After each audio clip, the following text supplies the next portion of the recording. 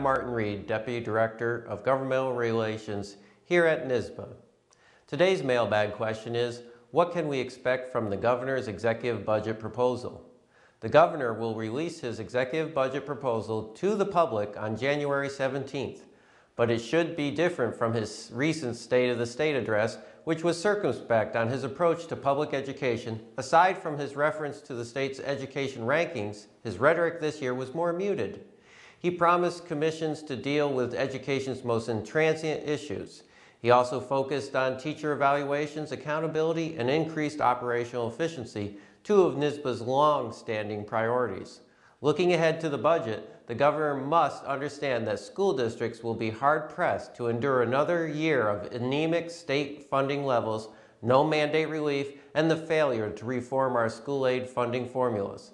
Thankfully, many of the impediments to a timely state budget were addressed in last year's state budget multi-year educational funding promise and in last December's special legislative session, where lawmakers reworked the state's income tax code. The latter move largely eliminated the state's deficit and will likely allow the state to make good on its promise of an additional $805 million in state education aid. But as Regent James Talon recently noted, the fundamental question is, will the Governor's budget proposal seek major changes in how the state sends money to the schools? Therefore, it is imperative you join David Little and myself as we host a highly interactive and engaging webinar regarding Governor Cuomo's executive budget proposal for fiscal years 2012 and 2013.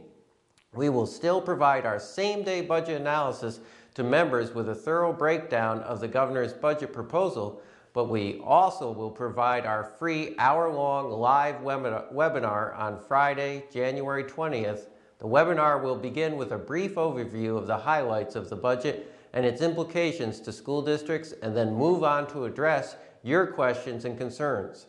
All board members, superintendents, and administrators are welcome and encouraged to participate. But please note that the live webinar is limited to 350 registrants. Others will be provided a link after the event where they can review the webinar at their convenience. Again, mark your calendars for noon on Friday, January 20th for this can't-miss event. Thanks for watching, and remember to send your questions to mailbag@nyssba.org.